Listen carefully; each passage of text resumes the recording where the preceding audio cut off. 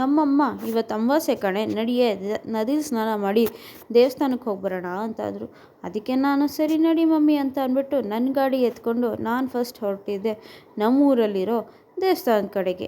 ನಮ್ಮೂರಲ್ಲಿ ದೇವಸ್ಥಾನಕ್ಕೆ ಹೋಗಿ ದೇವ್ರಿಗೊಂದು ನಮಸ್ಕಾರ ಮಾಡಿ ನಾನು ದೇವ್ರೇ ನಂಗೆ ಒಳ್ಳೇದು ಮಾಡಪ್ಪ ಅಂತ ಕೇಳಿಕೊಂಡು ಅಲ್ಲಿಂದ ಹೊರಟಿದ್ದು ಬಿಡದಿ ಬಸ್ ಸ್ಟಾಪ್ಗೆ. ಬಿಡದಿ ಬಸ್ ಸ್ಟಾಪಲ್ಲಿ ಕಾದು ಶ್ರೀರಂಗಪಟ್ಟಣದ ಬಸ್ ಬರ್ತಿದ್ದಂಗೆ ಬಸ್ ಹತ್ತಿ ಅಲ್ಲಿ ಕೊಡೋ ಲೇಡೀಸ್ಗೆ ಅಂತಲೇ ಫ್ರೀ ಟಿಕೆಟ್ನ ಈಸ್ಕೊಂಡು ನಾನು ರೀಚ್ ಆಗಿದ್ದು ಶ್ರೀರಂಗಪಟ್ಟಣಕ್ಕೆ ಬರ್ತಿದ್ದಂಗೆ ನಮ್ಮಮ್ಮನ ಖುಷಿ ಫುಲ್ ಜಾಸ್ತಿ ಆಗೋಯ್ತು. ಬಸ್ ಇಳ್ದವ್ರೆ ಫೋನಲ್ಲಿ ಮಾತಾಡ್ಕೊಂಡೇ ಆಟೋ ಸ್ಟ್ಯಾಂಡ್ ಕಡೆ ಹೋಗ್ತಾರೆ. ಏನು ಮಾಡೋಣ, ಏನೇ ಮಾಡಿದ್ರು ಫೋನಂತೂ ಬಿಡಲ್ವೇ, ಆ ಫೋನಲ್ಲಿ ಮಾತಾಡೋ ವಿಷಯನ ಇನ್ನೂ ಬಿಡಲ್ವೇ. ಹಂಗೆ ಮಾತಾಡ್ತಾ ನಮ್ಮಮ್ಮ ಹೊರಟಿದ್ದು ಆಟೋ ಸ್ಟ್ಯಾಂಡ್ ಕಡೆಗೆ.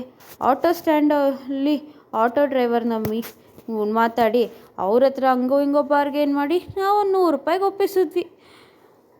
ಸರಿ ಅಂತ ಅಂದ್ಬಿಟ್ಟು ಹೋಗ್ತಾ ಒಂದವೇ ಊಟ ಮಾಡಿಕೊಂಡೇ ಹೋಗ್ಬಿಡೋಣ ಫಸ್ಟು ಅಂತ ಅಂದ್ಬಿಟ್ಟು ಊಟ ಮಾಡ್ಕೊಂಡು ದೇವಸ್ಥಾನ ಕಡೆಗೆ ರೀಚ್ ಆದ್ವಿ. ದೇವಸ್ಥಾನಕ್ಕೆ ಹೋಗ್ತಾನೆ ನೋಡಿ ನಮ್ಮಮ್ಮ ಎಷ್ಟು ಖುಷಿಯಾಗಿ ಹೋಗ್ತಾರೆ, ಮಗಳ ಬಗ್ಗೆ ಯೋಚನೆನೂ ಇಲ್ಲ. ಸರಿ ಅಂತ ನಮ್ಮಮ್ಮ ಹೋದವ್ರೆ ನದಿಲಿ ದೇವ್ರ ಸಾಮಾನು ಸ್ವಲ್ಪ ಬಿಟ್ಬಿಡೋಣ ಅಂತ ಅಂದ್ಬಿಟ್ಟು ನದಿಲಿ ಬಿಟ್ಟು ಸ್ನಾನನೂ ಮುಗಿಸಿದ್ರು. ಹಾಗೆ ನಾನು ವೀಡಿಯೋ ಮಾಡೋಣ ಅಂದರೆ ಅಯ್ಯಯ್ಯೋ 2 ಕಣ್ಣು ಸಾಲಲಿಲ್ಲ, ಅದಕ್ಕೆ ಸುಮ್ಮನಾಗೋದೆ ಬೇಡಪ್ಪ ಅಂತ. ಅಷ್ಟೊತ್ತಿಗೆ ನಮ್ಮಮ್ಮ ಸರಿ ಅಂತ ಅಂದ್ಬಿಟ್ಟು ರೆಡಿಯಾಗಿ ಬಂದರು.